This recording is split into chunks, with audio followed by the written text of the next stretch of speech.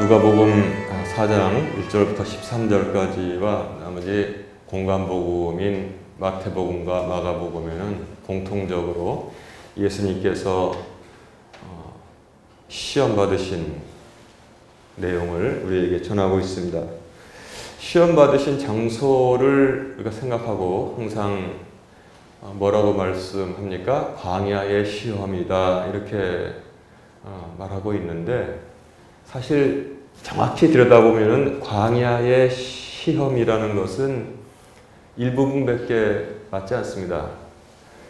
왜 그렇습니까? 시험 받으신 장소를 보면 광야에서 금식하시고 40일을 시험 받으셨지만, 마귀는 예수님을 광야에서만 시험하지 않고 높은 산에서 시험하고 그 다음에 예루살렘 성전 꼭대기에서 시험을 하였기 때문에 시험 받으신 장소가 광야다 이렇게 말하는 것은 3분의 1만 맞는 것입니다.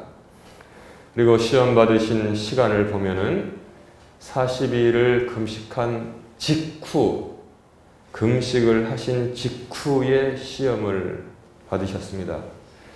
그래서 예수님께서 시험 받으신 장소를 쭉 보면은 이스라엘의 여정하고 그대로 일치하고 있는 것을 우리가 알 수 있습니다.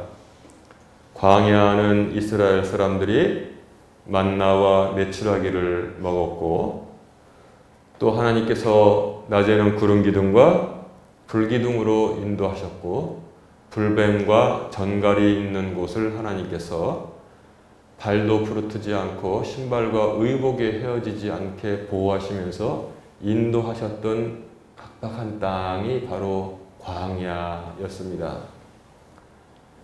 그리고 높은 산은 여러분 또 이제 생각을 해보면 뭡니까? 신의 산을 우리가 생각할 수 있습니다. 거기서 십계명을 주시고 이스라엘 백성의 그런 테두리를 정해 주신 것을 우리가 알 수 있죠.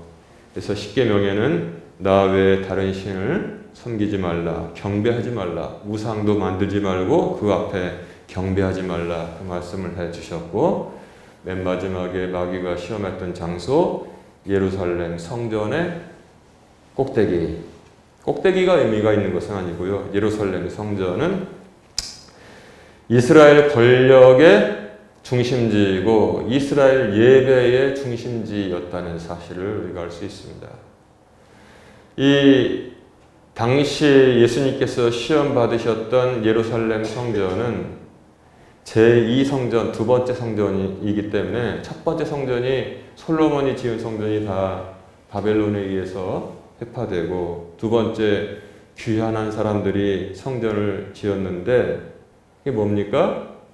헤롯이라는 이 당시 왕이, 분봉왕이 인기가 굉장히 없었어요. 그래서 헤롯은 그 여론에서 항상 이 지지도가 얼마큼 되는지를 촉각을 가지고 있었던 사람이기 때문에 백성들에게 무언가를 잘 권위를 내세우고 보여줘서 자신의 권력을 유지하려고 했습니다. 그래서 두 번째 지어졌던 예루살렘 성전을 크게 확장하고 증축을 한 거죠. 증축하고 그 다음에 요새 리모델링 한다고 그러잖아요. 낡은 집들 리모델링 하면 아주 그럴듯하게 변하지 않습니까? 성전을 리모델링을 했어요. 그래가지고 아주 위세를 드러냈습니다. 그래서 영어 책을 보면은 헤롯을 어떻게 표현하냐면 헤롯 the Great, 헤롯 대왕이라고 표현하는 경우도 있지만, 뭐 헤롯이 뭐 잘한 게 있어가지고 대왕이겠어요. 알렉산더 the Great, 알렉산더 대왕은 이해하는데 헤롯 the Great는 저도 이해를 못하겠고요. 헤롯에게 어떤 별명을 지켜줬냐면 헤롯 the Builder 이렇게 부릅니다.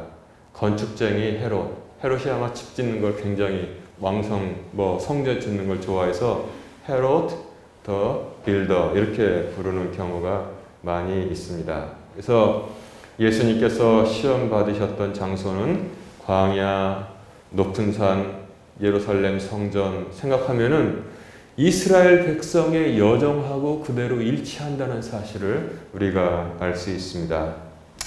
그리고 시험 받으신 때 40일 금식 후는 육신으로는 가장 약해진 시간이요, 영적으로는 가장 강해진 시간이 바로 이 40일의 금식 후라는 사실을 알 수 있습니다. 그래서 오늘 성경에도 보니까 40일 동안 아무것도 잡숫지 않아서 성령이 충만했다고 이렇게 말하고 있는 것입니다. 그래서 우리가 이 사실을 보면은 금식을 하고 하나님께 헌신을 했을 때 몸은 피곤해지고 약해지게 되어 있습니다. 그러나 하나님께서 그것을 보시는 것이 아니라 영으로는 또한 혼으로는 가장 기쁨이 왕성하고 충만할 때가 하나님께 헌신하고 기도하고 금식한 후가 된다는 사실을 말씀하고 있는데, 이때 마귀가 광야에서 예수님을 시험했다는 것입니다. 시험을 한 내용이 세 가지가 있는데요. 첫 번째는 무엇이냐면 돌로 빵을 만들어 먹어라. 돌로 빵을 만들어라. 40일 금식한 예수님께 지금 육신적으로는 가장 필요한 것이 금덩어리가 아니고 보화도 아니고 빵입니다. 돌로 빵을 만들어라. 이것은 이스라엘 백성이 광야에서 시험 받았던 내용하고 똑같은 것입니다. 그래서 주님께서 뭐라고 말씀하시니까 사람이 빵으로만 살 것이 아니요 하나님의 모든 말씀으로 살 것이니라, 이렇게 말씀을 산에서 주신 것을 볼 수 있습니다. 자, 돌로 빵을 만들어라. 첫 번째. 두 번째는 뭐냐면 나 마귀 앞에 무릎을 꿇고 머리를 숙여라 그랬습니다. 그런데 그것은 높은 산에서 시험한 거잖아요. 즉 높은 산 시내산에서 주신 십계명에는 분명히 나 외에 다른 신이 없고 우상을 만들지 말고 아무 형상도 만들지 말고 그 앞에 절하지 말라 했는데, 그 장소에서 나에게 무릎 꿇고 경배해라. 그러면 이 온 세상을 주겠다라고 시험을 하고 있는 것입니다. 지금 예수님의 시험을 통해서 이스라엘 전 역사의 모든 과정을 지금 무로 돌리고 다시 시험하고 있는 이 기괴한 일이, 아주 신비로운 일이 여기서 지금 일어나고 있는 것입니다. 주님께서 말씀하시기를 사탄아 너는 내 뒤로 물러가라. 8절에 이렇게 말씀하셨어요. 오직 하나님만 섬기고 경배할지니라, 이렇게 말씀으로 대적하셨는데, 여러분 사탄아 너는 내 뒤로 물러가라. 이거 어디서 들어본 말씀이죠? 어디서 들어봤습니까? 사탄아 너는 내 뒤로 물러가라.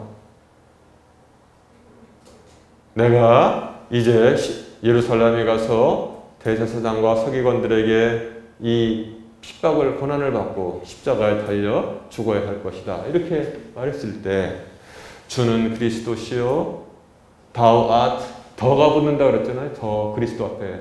그리스도가 한 분, 유일한 한 분 그리스도이기 때문에 그렇기 때문에 그 그리스도시요 살아계신 하나님의 아들이십니다 라고 했던 베드로가 주여 그렇게 하지 마십시오.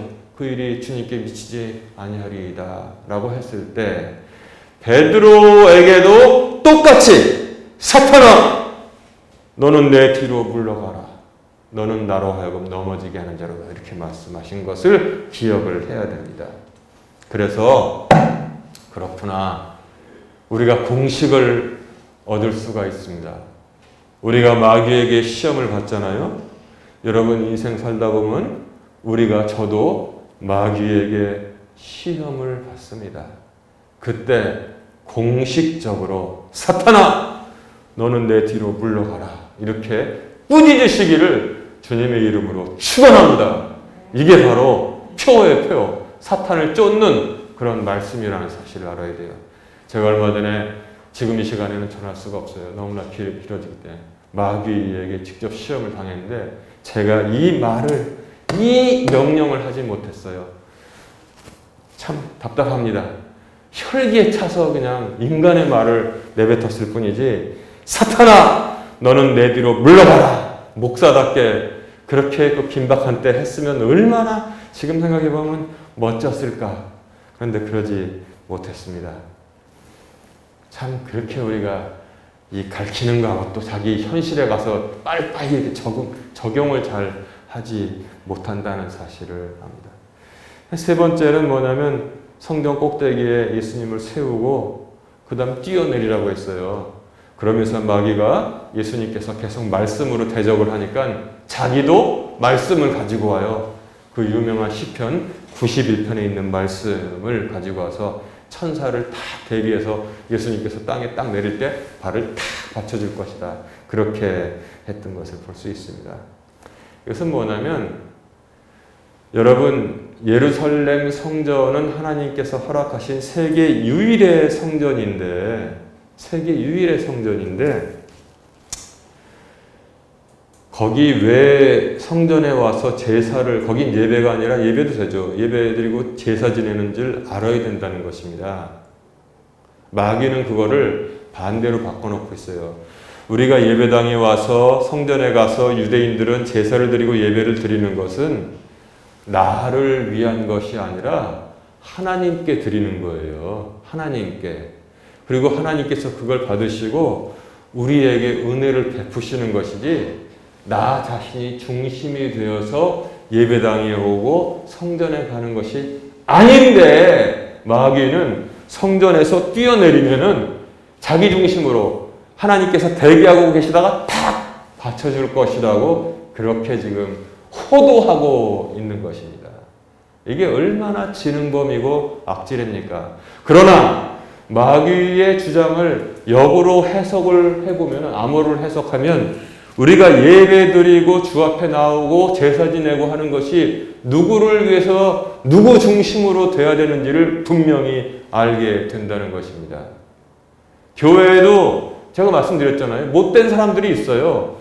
자기 중심을 가지고 교회에 나와서 변화가 안 됩니다. 그리고 교회를 망치고, 첫 번째는 교회를 망치고, 두 번째는 옆에 있는 연약한 성도들을 모조리 다 범죄하게 만드는 경우가 있을 수 있다는 것입니다. 왜 그놈의 자아를 갖다가 교회 와서도 감히 버리지 못하고 고개를 빳빳이 들고 있는지. 법원 같은 데 가면 겁나잖아요. 그러니까 꼼짝 못하더라고요. 머리 숙이고서 부들부들 떠는데, 여러분, 세상에 판사와 검사가 앉아있는 데가 더 무섭습니까? 하나님의 보좌 앞에 나가는 게 더 무섭습니까? 사람들이 그래요. 거기서는 아주 어깨를 저기 하는데, 법원 같은데 뭐 수사기관에 끌려가면 부들부들 오줌을 질질 싸는 경우가 있단 말이에요. 그게 아니라는 사실을 마귀의 주장을 통해서 우리가 거꾸로 알 수 있는 것입니다. 우리가 여기 나올 때는 온전한 죄인으로 나오는 거예요. 저도 마찬가지. 다 죄인으로 나와서 말씀을 전하고 듣는데, 유럽 교회에서는 그런 게 좀 있었어요. 목사가 이제 가운을 입는 것은 뭐 그렇게 해석하는 사람도 있어요. 우리 이제 침례교회에서는 안 입는데, 나도 죄인 있잖아요. 죄인이고 죄인인데 말씀을 전해야 되잖아요. 그거를 가운으로 가려주고, 그 다음에 이제 그 설교단에 올라가잖아요. 그러면 이제 그런 게 있습니다. 문이 있어요. 요만한 문. 그래서 문을 딱 열고 설교단에 들어가면 그 교회 장로가 와서 그 문을, 형식적인 거지만 열쇠 같은 걸로 딱 채우는 저기를 합니다. 그리고 열쇠를 딱 갖다 놔요. 너는 뭐냐면 이 시간에는 세상에서 죽은 사람이다. 원래 죄인인데, 그러니까 이 문에 들어갔을 때 문으로 딱 잠궈서 세상에서 죽은 사람이기 때문에 그 열쇠는 제단에 갖다 놨으니까 하나님 말씀만 눈치 보지 않고 강력하게 전해 주십시오. 이런 전통을 그들은 만들어 놓고 하는 교회가 있는데, 저는 지금 상당히 의미가 있다고 봅니다. 성전은, 교회는 내 중심이 아니라 하나님의 중심으로 우리가 모인 사실을 여러분 결코 이 시험을 통해서 잊지 마시기를 주님의 이름으로 축원합니다. 그리고 마귀가 시험을 세 가지를 했지만, 마귀가 증명하라고 한 것은 두 가지로 요약이 됩니다. 하나님은 하나는 무엇이냐면 당신이 만약 하나님의 아들이라면 당신이 만약 하나님의 아들이거든 이것 증명해봐라 이것입니다. 그런데 예수님의 시험은 그것이고 우리 역시 시험을 당할 수 있습니다. 마귀는 와서 내가 만약 하나님의 딸이라면 내가 만약 하나님의 아들이라면 내가 만약 하나님의 자녀라면 이런 거 한번 해봐라. 이렇게 지금 우리에게 물어볼 수 있다는 것입니다. 아주 대담한 마귀죠. 감히 하나님께 와서 내가 하나님의 아들이라면 그걸 지금 부정하고 있는 것입니다. 그러니까 우리에게 얼마나 많이 힘들겠어요. 우리가 죄책감을 가지고 있을 때 아유 내가 이러고도 하나님의 자녀라고 할 수 있나 가슴을 칠 수 있는데 그게 바로 마귀의 시험의 연장이라는 사실을 알아야 돼요. 우리가 하나님을 떠나서 죄에 빠졌을지언정 하나님의 손은 빠져나갈 수 없다는 사실을 여러분 꼭 기억하시기 바랍니다. 양심 있다고 생각해서 그런 시험에 스스로 빠지는 사람이 있어요. 나는 자녀된 자격도 없어 그러는데 그거 하나님 기쁘시게 하는 거 아닙니다. 나는 비록 부족하지만 나를 영접할 터이니 우리가 찬송 부르잖아요. 그거와 같이 예수님은 하나님의 아들이었고 우리는 하나님의 자녀라는 사실을 알고서 믿고 시험을 이겨내시기 바랍니다. 두 번째 뭐냐면 마귀에게 머리만 숙이면 고개를 숙이면 그러면 내가 혜택을 주겠다 그렇게 말하는 사람들이 있습니다. 옛날에 예수님께는 마귀가 고개만 숙이면 온 세상을 다 준다고 했습니다. 온 세상을 자기에게 넘겨줬대요. 주인도 아니면서 온 세상을 다 준다고 했습니다. 저도 옛날에 시험을 받을 때 어떤 마귀 같은 존재가 자기에게만 고개를 숙이면 교회를 하나 준다고 했어요. 자기에게만 고개를 숙이면 자기가 교회 주인도 아니면서 그 교회를 준다고 목회 잘할 수 있도록 교회를 준다고 했는데 예수님께서 경배하지 아니하신 것처럼 저도 고개를 빳빳이 들고 다녔더니 그놈이 싸움을 걸어오더란 말이에요. 자, 이런 시험이 있는데 이 시험들의 의미가 무엇인지를 우리가 잘 생각해 봐야 돼요. 겉으로만 그냥 시험 받으셨다 그거보다는 시험들의 의미가 무엇인가. 첫 번째, 예수님이 가장 그 당시 육신적으로 필요했던 빵을 돌 가지고 만들어서 시장하시니까 드시라고 하는 것은 즉 뭐냐면 자기 만족, 자기 문제, 자기 해결의 시험의 의미를 가지고 있다는 것입니다. 사람들은 에덴 동산에서부터 항상 자기가 모든 문제 해결의 중심이 되려고 부단히 노력했습니다. 그래서 죽지도 않고 그 다음에 하나님처럼 되려고 시험에 빠졌던 사실을 전하고 있습니다. 그 다음에 에덴 동산에서 쫓겨난 다음에 하나님께서 생육하고 번성하라 이 땅을 온 땅을 정복하라고 말씀하셨는데 그들은 하나님의 말씀에 180도 완전히 청개구리식으로 반대로 향해서 신할 땅에 모여서 벽돌을 굽고 뭐라고 말했습니까? 자, 이제 우리가 하늘에까지 배를 쌓아서 높이 쌓고 온 땅에 흩어짐을 면하자. 바벨탑을 쌓았던 것을 우리가 할 수 있잖아요. 사람들의 욕구는 뭐냐면 하나님께 의지해서 기도와 간구로 나가는 것이 귀찮아요. 어떻게 하면은 내 문제를 내 손으로 직접 다 해결할 수 있을까? 그래서 만족을 누릴 수 있을까? 자기 만족의 욕구가 대단히 강하다는 것입니다. 그래서 여러분 요새 어느 정책이건 경제 포럼이건 주제 중에 많이 나오는 게 뭐냐면 무슨 말을 합니까? 셀프 서스테이닝이라는 말을 써요. 셀프 서스테이닝. 그건 뭐냐면 자립 지속될 수 있는 틀을 만들자. 자립 지속될 수 있는 틀, 그렇게 해야지만 우리가 그 안에서 안전하게 살 수 있다. 하나님께서 우리를 이끌어 주신다고 그러는데 믿음도 생기지 않고 내일 어떻게 될지 모르니까 그냥 자리 지속될 수 있는 거, 그거를 만들려는 욕구가 모든 사람에게 다 있다는 거예요. 그래서 조금 배움이 부족한 사람들 어떻게 표현합니까? 은행에다 돈 잔뜩 넣어놓고 그 이자만 따박따박 나오는 거 가지고 우리 식구 그냥 놀면서 편하게 살 수 있었으면 좋겠다. 그게 굉장히 하급적인 그런 바람인데, 그게 그냥 나한테는 안정감을 주지, 하나님께서 내일 쓰실 것도 다 주신다고 인도하신다고 그러는데 그거는 모르겠는데, 은행에 통장 딱 찍힌 거, 그리고 원금은 안 없어지고 그 다음에 그냥 따박따박 이자 나오는데 그거 가지고 우리가 다 먹고 살면 얼마나 이게 아주 안정감을 주냐. 바로 이런 사실이란 말이에요. 자기 문제 자기 손으로 지속적으로 해결, 그 욕구를 지금 주님께서는 이기셨습니다. 두 번째는 뭐냐면 자기 높임. 사람들은 자기를 높이려고 그래요. 그래서 뭐라고 합니까? 온 세상을 주겠다고 했는데 나에게만 딱 만인지상 1인지하, 요걸 지금 말하는 거예요. 나에게만 머리를 숙이면 내가 온 세상을 다스리게 될 것이다, 이렇게 말하고 있는데, 마귀의 꼬임에 속는 사람들이 꽤 많이 있다는 사실을 알아야 됩니다. 마귀에게만 머리를 숙이면 온 세상의 높임을 받을 수 있는 그런 유혹을 지금 마귀가 하고 있는 것입니다.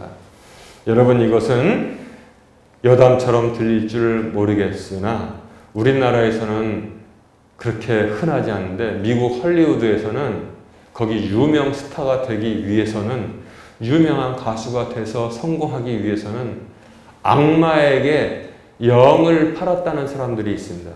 소문이 아니라 악마에게 영을 팔았다는 사람들이 있어요. 그래서 그 후에 아주 갑자기 유명해지고 아주 뛰어난 뮤지션이 된다든지 가수가 된다든지 배우가 된다는 소문이 흉흉하게 있는 것을 우리가 알아야 돼요. 외신에 대해서, 그쪽에 대해서 조금만 기사를 읽어보면 그런 가십성이 아니라, 가십성으로 말하지만 우리가 믿음으로 볼 때는 그럴듯한 일들이 일어나고 있는데, 그런 유혹은 모두에게 다 온다는 것입니다. 마귀는 자기에게 머리를 숙이면 그 문제를 해결해주고 그 다음에 높여주겠다고 유혹을 하고 있는 것입니다. 세 번째 시험의 의미를 보면은 아까 말씀드린 대로 자기 자신을 만족시키는 종교로 만들라는 것입니다.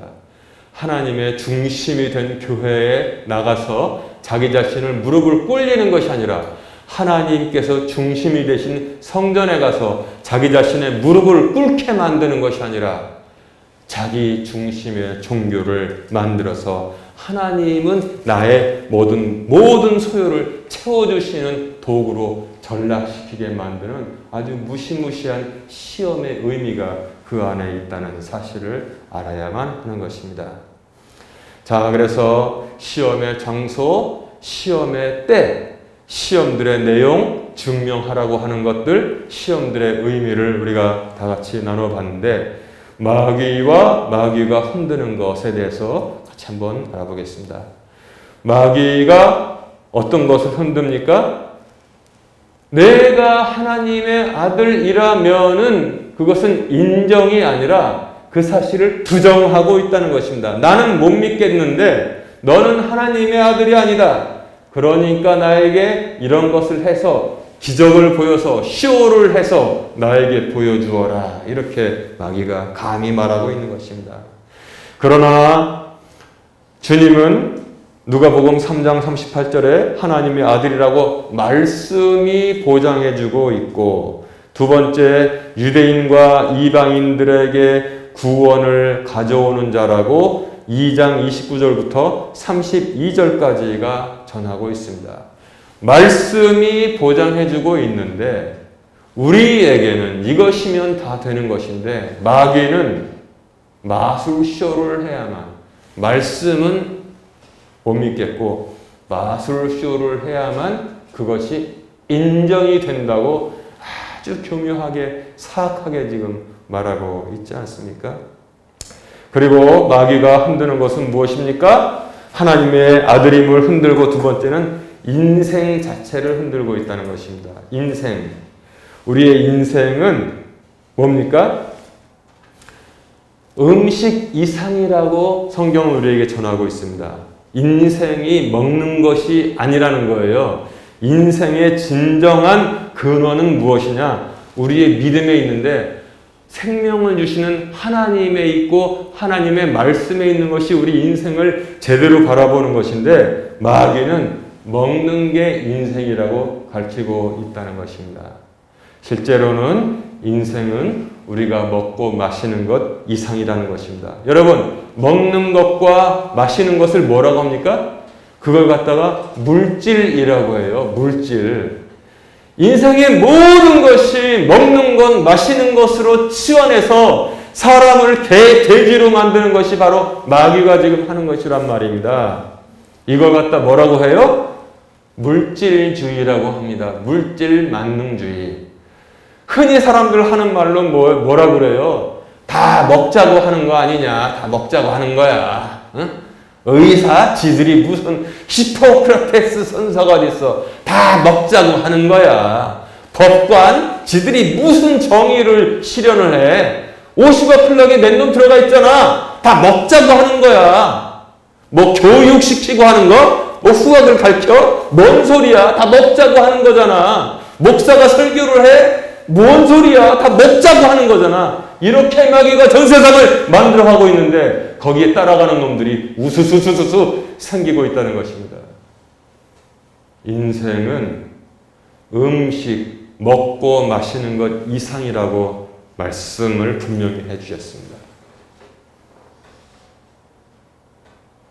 몸이 음식보다 중하지 아니하냐? 몸이 의복보다 중하지 아니하냐? 주님께서는 우리에게 인생의 정수를 가르쳐주시는데 마귀는 반대로 뭔 소리야? 다 먹자고 하는 거야. 이렇게 바꾸고 있다는 것입니다. 그리고 또한 마귀가 인생을 흐트러 버리는 것이 무엇이냐? 인생은 우리가 꼿꼿이 서서 자립해서 이렇게 혼자 살아가는 것이 참된 인생이라고 거짓말들을 많이 하는데 참된 인생은 무엇이냐? 하나님께 의존하는 것이 참된 인생이라고 성경은 가르치고 있다는 것입니다.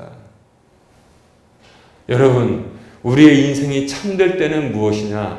하나님을 의지할 때, 하나님께 항상 향할 때 그 인생이 참된 것임을 말씀은 그거를 가르치고 있다는 사실을 잊지 마시기를 주님의 이름으로 축원합니다. 요거 딱 반대로 마귀가 말하고 있습니다. 인생은 먹고 마시는 것, 다 먹자고 하는 것 더하기 홀로서기를 해야 돼. 홀로서기 사람은 그게 바로 좋은 것 같이 들리지만 마귀가 말하고 있는 것인데 주님의 뜻은 무엇입니까? 인생은 먹고 마시는 데 있지 않다. 그리고 인생은 하나님께 우리가 의지하고 붙어 있을 때 그 인생이 참된 것이다. 이렇게 우리가 말씀을 통해서 결론에 도달할 수 있습니다. 마귀가 무엇입니까? 마귀의 특징을 봅니다. 첫 번째, 마귀는 대담합니다. 어떻게 감히 피조물이 하나님을 시험하려고, 하나님의 아들을 시험하려고 나타났습니까? 마귀가 이렇게 대담하고 아주 뻔뻔스러운 존재라는 것을 알 수 있고, 두 번째 뭐냐면 마귀는 아주 교활하고 영리합니다. 왜 예수님을 광야, 그 다음에 높은 산 예루살렘 성전으로 모시고 가서 시험을 했겠습니까? 저놈이 시험에 성공하면 하나님의 이스라엘 역사, 선민의 역사를 모두 다 무너뜨리려고 지금 마귀가 하고 있다는 것입니다.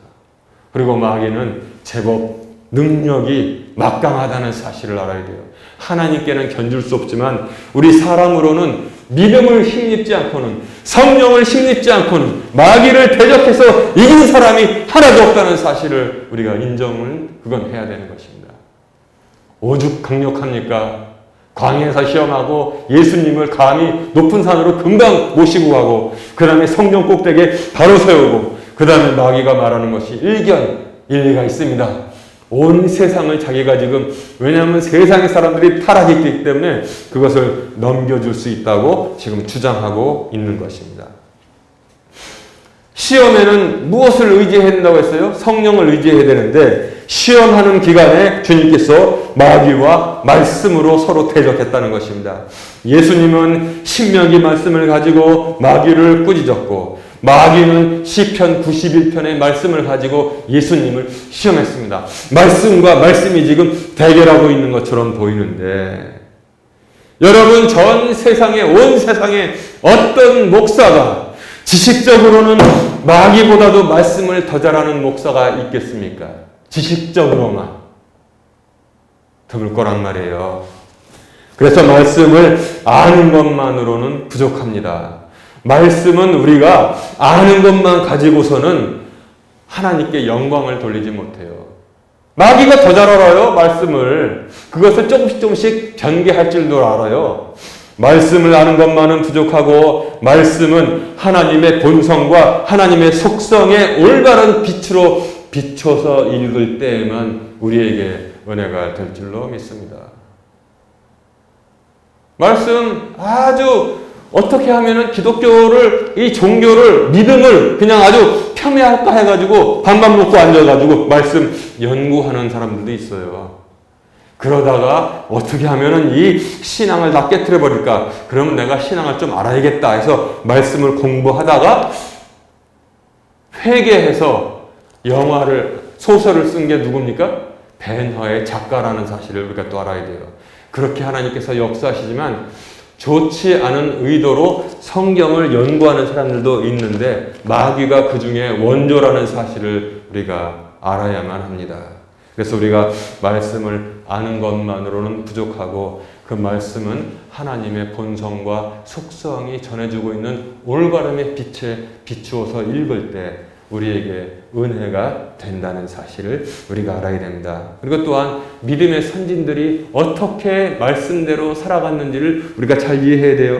그래서 믿음장이라고 하는 히브리서 11장을 보면은 아브라함, 그리고 사라, 이삭, 요셉, 모세에 대해서 우리에게 그대로 가감없이 전하고 있는 것입니다. 아브라함은 갈 바를 알지 못하고 앞으로 나아갔고 모세는 잠시 세상의 누리는 것보다도 쾌락을 누리는 것보다도 하나님의 백성과 같이 고난받는 것을 택하였다라고 우리에게 전하고 있지 않습니까? 그리고 시험과 말씀에서 마귀가 요구하는 것이 있어요. 마귀가 요구하는 것은 무엇이냐? 당장입니다. 마귀가 요구하는 것은 당장 여기서 기적을 보여라. 당장 여기서 뭐 좀 보여줘라. 그게 바로 마귀의 주장이라는 사실을 알 수 있어요. 마귀의 주장. 여러분, 예수님께 쫓아와서 이적과 기사를 보이면 내가 믿겠나이다 한 사람 누굽니까? 바리새인과 서기관들이 예수님께 표적을 보여달라고 간구했는데 예수님께서 말씀하시기를 요나의 표적 외에는 내가 너희들에게 보여줄 것이 없다 했습니다. 그래서 주님께서 바리새인들을 마귀의 자식들이라고 불렀나 봐요. 마귀가 우리에게 원하는 것은 무엇이냐? 항상 시험하는 것은 당장, 내일 말고 당장입니다. 마귀는 당장 주세요. 기적 주세요. 말씀 필요 없습니다. 당장 뭐 좀 보여주세요. 그게 뭡니까? 돌 가지고 빵 만드는 거 보여주면 내가 인정하겠다는 거예요. 우리의 믿음도 이런 믿음 가지고 있는 분들 혹시 있습니까? 하나님에 대한 믿음과 신뢰는 저버리고 하나님 당장 나한테 뭔가 보여주세요. 그러면 내가 믿을게요. 당장 기적. 그러나 주님께서 말씀하셨습니다. 5,000명을 먹이고도 12광주리가 남는 이적과 기사를 행하신 주님께서 바리새인들에게 요나의 표적 외에는 너희들에게 보여줄 것이 없다. 그렇게 말씀하셨습니다. 그리고 기적과 이사를 베풀어야만 하나님의 행하시는 것과 하나님의 권능을 증명하느냐. 하나님이 우리에게 허락하신 것은 어떤 방법이냐? 누가복음 3장 이전에 보면은 예수님께서 하나님의 아들이신 것을 어떻게 증명했습니까? 마리아의 찬송을 통해서 증명했습니다. 그리고 사촌 엘리사벳이 임신했잖아요. 그 당시 쫓아가 보니까 엘리사벳의 입을 통해서 찬송하심 받으심으로써 증명했습니다. 아기를 낳아서 성전에 가지고 갔을 때 거기에 오랫동안 이스라엘의 회복을 기다리는 의인 시므온의 입을 통해서 증명했습니다. 그리고 또한 거기 남편 성상과부돼 가지고 평생 성전에서 기도하면서 살고 있던 안나의 입을 통해서 증명했습니다. 그리고 이분은 내가 이스라엘의 죄를 대신해서 지고 가는 어린 양인데 나는 그분의 신발끈을 풀지도 못한다 라고 말하는 침례자 요한의 말을 통해서 증명이 되었습니다. 여러분, 온갖 선한 것은 하나님의 말씀을 통해서 증명이 되는 것이지 무슨 마술쇼를 해서 하나님이 증명된다는 사실이 아니라는 사실을 오늘 꼭 알아야 됩니다. 세상은 뭔가를 보여달라고 합니다. 그러나 성경은 말씀으로만, 오직 말씀으로만 우리의 믿음이, 하나님의 영광이, 하나님의 행하시는 일이 증명된다고 말씀하고 있는 것입니다. 그러니까 목사가 말씀을 가지고 이 자리에 서는 거지. 여러분 보십시오. 나를 보세요. 내가 하나님의 위대함을 여러분에게 눈앞에 바로 보여주겠습니다. 빵이 나왔어요. 포도주가 나왔어요. 이게 목사입니까? 마귀의 자식이지. 오로지 말씀을 통해서 하나님은 거룩하신 방법으로 여러분 말씀을 들으려면 믿음이 있어야지 들려요? 안 그래도 돼요. 오직 말씀과 믿음으로만 하나님의 선하심과 하나님의 위대하심을 우리에게 증명하고 있습니다. 그래서 백부장이 자신의 사랑하는 종이 병들었을 때 주님께 쫓아와서 주님 나의 종을 고쳐 주시옵소서. 이 사람은 된 사람이잖아요. 자신의 종을 고쳐달라고 저가 열병을 심히 앓고 있습니다. 주님께서 특이하게 보셨습니다. 가자, 내가 너희 집에 가서 고쳐주리라. 오 주여, 주께서 내 지붕 아래로 들어오는 것을 나는 감당하지 못하겠나이다. 오직 말씀으로만 하시옵소서. 나도 권위 아래 있는 사람이고 내 아래도 군사가 있어서 저더러 가라 하면 가고 저더러 오라 하면 오나이다. 주님께서 그 말을 들으시고 기히 여기사 내가 온 이스라엘 안에서 이만한 믿음을 찾아보지 못하였노라 했어요.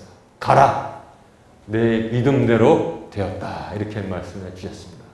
여러분 꼭 손에 무언가를 넣어줘야지만 믿음이 생깁니까? 아니면 목사가 전하는 말씀으로, 아니면 혼자 계실 때 읽는 말씀으로, 기도할 때 기도로 믿음이 생깁니까? 정상적인 믿음을 가지고 있는지 마귀에게 오염된 믿음을 가지고 있는지 여러분 잘 생각해요. 말씀에는 보이는 게 없고 근데 누가 주네 여기는 믿음이 생기고, 이거 굉장히 위험한 상태에 있다는 사실을 스스로 진단하시길 바랍니다. 오직 말씀으로, 오직 기도와 간구로 주 앞에 나갈 때 세상에 그 어느 것이 주지 못한 하나님의 평안과 은혜가 우리의 삶에 7배로 충만할 줄로 믿습니다. 말씀으로만이에요. 그래서 베드로가 예수님, 이 올리브산에서 예수님을 끌어갈 때 칼을 빼서 대제사장 종의 귀를 쳤습니다. 그때 주님께서 말씀하셨습니다. 내 칼을 도로 칼집에 꽂아 넣어라. 너는 내가 지금도 하나님께 의뢰하면은 12군단의 천사를 보내주신다는 사실을 알지 못하느냐. 그러면 하나님의 말씀에 예언됐던 것이 어떻게 다 이루어지겠느냐. 말씀을 말하는 것입니다. 눈에 보이는 칼, 자기가 할 수 있는 칼이 아니라 오직 순종으로 하나님의 뜻을 이룰 때 조금 시간이 걸리는 것 같지만 하나님의 뜻이 온전하게 우리에게, 교회에게 이루어진다는 사실을 여러분 좀 굳게 믿어야 돼요. 굳게 믿어야 됩니다. 우리는 너무나 많은 기적과 이사를 바라는 때가 있습니다. 그러니까 좋지 않은 믿음을 가지고 그냥 쥐약 땡깡을 쓰고 그냥 산에 올라가서 북치고 장구치고 막 하면 뭐가 나오겠지. 이게 다 그렇게 전부 다 악하다고는 할 수 없지만 선한 것만은 아니라는 사실을 알아야 됩니다. 여러분, 말씀이 시작이고 말씀이 끝이라는 사실을 알아야 돼요. 말씀이 알파이고 말씀이 오메가라는 사실을 알아야 됩니다. 이제 말씀을 정리합니다. 마귀는 의미 있는 장소에서 간교한 계획을 세워서 시험의 장소로 썼지만 예수님께서는 그것과 그때 모두 승리했습니다. 마귀는 믿음과 삶의 진정한 의미를 변질시키려고 했지만 예수님께서는 믿음과 삶의 진정한 근원이 어디 있는지를 우리에게 시험을 이기심으로 알려주셨습니다. 마귀는 말씀과 믿음보다는 기적을 보여주는 것을 간구했지만 시험했지만 주님께서는 기적보다는 의인은 오직 믿음으로 살 것이라. 사람은 빵만으로 사는 것이 아니라 하나님의 모든 말씀으로 살 것이니라 라고 우리에게 온전하게 우리를 알게 해주셨습니다. 여러분, 빵만으로 사는 인간이 되면 돼지가 된단 말이에요. 응? 아니, 인간 돼지로 만들려고 그러는 거예요. 하다못해 우리가 키우는 강아지들도 밥만 준다고 해서 강아지들이 행복해지잖아요. 주인이 안고 사랑해주고 그러면 막 꼬리를 흔들잖아요. 현관에 들어갈 때부터 와서 막 이러잖아요. 안아달라고. 강아지들도 밥만 주면 죽습니다. 강아지들도 밥만 주면 죽어요. 제가 개를 한 마리 고속도로에서 구출해서 가져왔었는데 잘 키웠거든요. 근데 어린이집이 무슨 평가인증 받는데 거기 개가 있으면 안 된다고 해가지고 그때까지 잘 살았어요. 그 개를 평가인증 받는 동안 그 뒤에 주차장이 있는 데 있잖아요. 그거 옮겨놨거든요. 그 개가 죽었어요. 왜 죽었냐면 외로워서 죽었대요. 외로워서. 그때 제가 처음 알았어요. 이야, 이놈이 그냥 단순히 짐승이 아니구나. 개도 먹이는 다 줬잖아요. 먹이는 다 주고 물도 다 줬는데 이것만 가지고 살 수 없는 존재가 개입니다. 그런데 만약에 거기 돼지 한 마리 갖다 놨다고 쳐봐요. 그놈은 어디다 처박아 놓든지 꿀꿀이 죽만 주면 그냥 꿀꿀꿀꿀꿀 사는 거예요. 그러니까 마귀가 먹는 것만으로 사는 인간을 만들면은 죄송합니다. 그냥 제가 그냥 이해를 잘 하기 위해서 그냥 직설적으로 말할게요. 우리를 개만도 못한 인간으로 결국 돼지급으로 만들려고 마귀가 계획했다는 사실을 알아야 되는 것입니다. 의인은 오직 믿음으로, 그리고 의인은 빵만이 아니라 하나님의 말씀으로 사는 존재로 우리를 고귀하게 만들어 주셨습니다. 그리고 하나님의 아들이신 예수님께서는 말씀으로 살아야 된다. 말씀으로 살기 위해서는 하나님께 의지해서 살아야 되는데 마귀는 전부 다 아까 뭐라고 그랬어요? 자기를 넣습니다. 자기 만족, 자기 높임, 자기 중심, 자기, 셀프만 집어넣었다는 것입니다. 이렇게 되면 안 된다는 경고를 지금 주님께서 이 사건을 통해서 말씀하시고 있어요.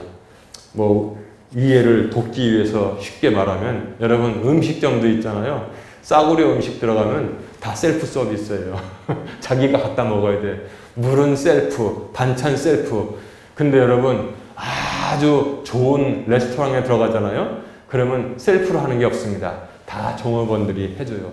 주님께서는 우리가 그렇게 살기를 원하시는 것입니다. 아멘? 그냥 꿀꿀이 죽 푸는 데 가서 그냥 셀프로 다 갖다 먹고 마구마구 먹고 사는 게 아니라 고귀하게 정말 하나님의 레스토랑에서 하나님께 구하고 하나님께서 성령을 통해서 우리에게 다 베풀어 주시는 것을 누리도록 주님은 우리를 대우해 주시고 있습니다.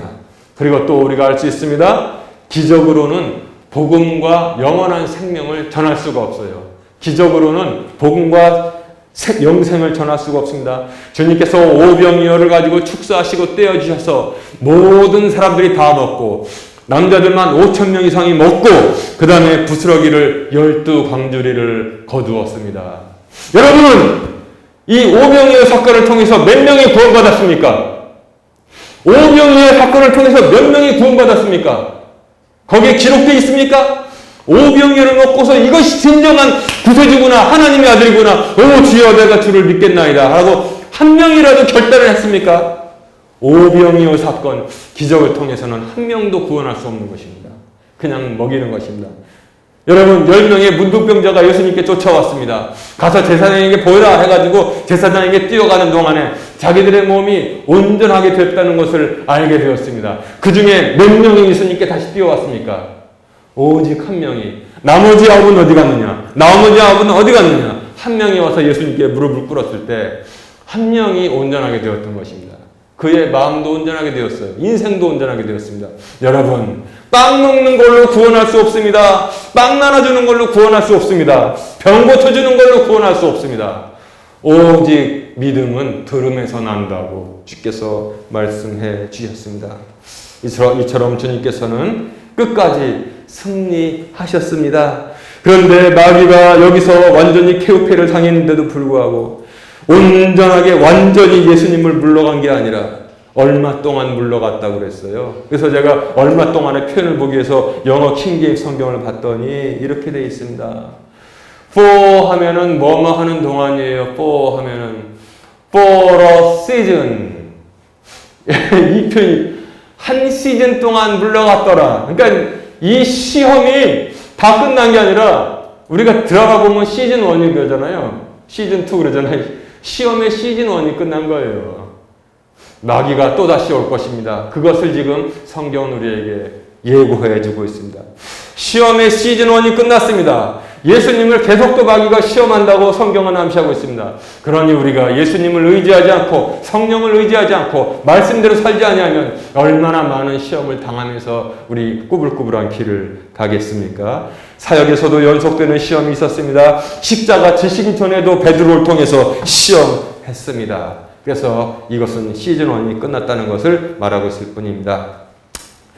우리가 오늘 말씀을 통해서 저 가나탄 마귀의 시험을 이기는 유일한 방법을 알게 되었습니다. 오직 말씀으로 대적하시길 바랍니다. 말씀으로 대적하시길 바랍니다. 제가 마귀와 조우했을 때 제가 이 말씀을 처음 드리지만 지금도 내가 참 부족하다고 느끼는 게 나중에 보니까 말씀으로 대적하지 못하고 혈기로 대적을 했다는 사실을 알게 됐어요. 혈기로다가. 인간의 혈기로 싸워가지고 어떻게 이기겠습니까? 여러분, 말씀으로 승리할 수 있습니다. 오직 말씀으로 승리할 수 있습니다. 말씀의 검을 가지라고 했잖아요. 그리고 성령을 의지해야 합니다. 예수님도 모든 자기를 다 물리치셨습니다. 자기 만족, 자기 높임, 자기 중심을 주님께서는 광야와 높은 산과 예루살렘 이 성전 꼭대기에서 다 물리치신 것을 우리가 알 수 있습니다. 그래서 제가 여러분, 교리학 공부를 이제 이번 달에 이제 완성하잖아요. 이제 종말론 하게 되면은, 그리고 또 뭡니까? 시대의 미혹을 이기기 위해서 계시록의 7교회를 또 완성하잖아요. 내년부터는 그것이 딱 합치가 되고, 제가 지난번에 뭐라고 말씀드렸습니까? 정말 귀중한 모든 말씀이 소중하지만 정말 핵심적인 말씀을 100개를 뽑아서 이제 새해 다 나눠드린다고 했잖아요. 그걸 가지고 이제 여러분 참 말씀 외우고 하면은 마귀와 대적할 때도 저처럼 혈기로 하지 아니하고 말씀으로 고상하게 승리하는 성도들이 될 줄로 믿습니다. 그래서 이렇게 준비를 우리가 해가고 있는 것입니다. 말씀으로 대적해야 됩니다. 성령을 의지해야 됩니다. 그리고 뭐라고 했습니까? 예수님도 시즌 1이 끝났어요. 우리도 마찬가지입니다. 끝까지 선한 싸움을 다 싸고 끝까지 달리는 성도가 되어야만 합니다. 바울도 그랬습니다. 내가 달려갈 길을, 선한 싸움을 다 싸우고 달려갈 길을 다 달려왔으니 이제부로는 나와 또한 그 안에서 소망을 가진 모든 자들에게 생명의 관이 준비되어 있다고 말씀했습니다. 말씀 의지하세요. 성령 의지하세요. 그리고 한 번으로 끝나는 게 아닙니다. 끝까지 선한 싸움 달려가면서 다 싸우고 달려가는 경주에서 승리하는 모든 성도들이 되시기를 주님의 이름으로 축원합니다.